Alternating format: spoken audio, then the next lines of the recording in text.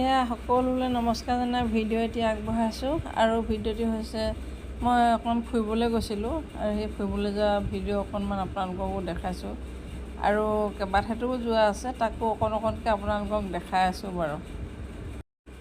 এয়া মই সকাম খাবলৈ আহিছিলোঁ ঘৰৰ ওচৰৰে খুৰীদেউ এগৰাকী আৰু খুৰীদেউ সকাম খাওঁতে মই ঘৰটো আমাৰ ওচৰতে একেবাৰে মুখামুখি ঘৰ আৰু সেইকাৰণেহে সুবিধা পাওঁতে সোমাইছোঁ সেই ঘৰলৈ আৰু ঘৰ বুলি ক'লে কিমান ভাল লাগে আৰু চাওকচোন চান্স পাওঁতে আহি লৈছোঁ আৰু।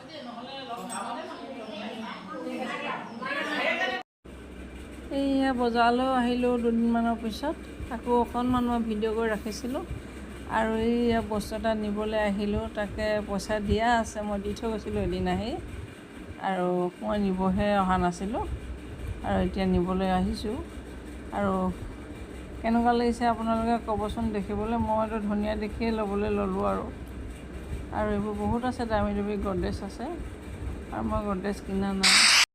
এইয়া বৰষুণৰ বতৰত আমাৰ ঘৰৰ চোতালৰ অৱস্থা কেনেকুৱা হয় দেখিছেনে? এজাক বৰষুণ দিলেই চোতালখন পানীয়ে ভৰি যায় আৰু কিন্তু কেতিয়াবা ঘৰৰ ভিতৰত সোমাই বুলিও ভয় লাগিয়ে থাকে আৰু নোসোমোৱাকৈ নাথাকিব, এদিন হ'লেও সোমাবই পানী তেনেকুৱা হৈ থাকিলে মানে। আৰু এতিয়া ৰাস্তাটো চাওকচোন আপোনালোকে, ৰাস্তাটো মই দেখাম আপোনালোকক। ৰাস্তাৰ নলাবোৰো জাবৰ জোথৰে ভৰি আছে আৰু এয়া আমাৰ ৰাস্তাটো ইটা 200টামানো লগাব পৰা নাই দেখিছে নহয়। চৰকাৰৰ ঘৰত কাগজ পত্ৰ দিয়া আছে, কেতিয়াবা লগাই দিব বুলি আশা কৰি আছোঁ আৰু আমাৰ এইটো মেইন ৰাস্তা চাওক, ইয়াত পানী কিমান জমা হৈ থাকে আৰু এইডোখৰ কিন্তু অকণমান দ হয় জেগাডোখৰ, কিন্তু ইমান ধুনীয়াকৈ ইটা ৰাস্তা হৈ আছে কিন্তু বাৰিষা হ'লেই পানী এনেকৈ হয়। আৰু এতিয়া কাষৰ ড্ৰেইনবোৰ একদম পোত গৈ আছে আৰু ঘৰৰ মানুহৰ পানীবোৰ সেই ড্ৰেইনত পেলোৱাৰ কাৰণে খৰালি দিনতো ড্ৰেইনটো চফা কৰিবলৈ নোৱাৰি, কিন্তু নিজৰ ড্ৰেইন নিজে চফা কৰি ল'ব লাগে আৰু তাকেহে মই আপোনালোকক অকণমান জনালোঁ আৰু আমি ৰাইজেও মিলি এইবাৰ কৰিব লাগিব।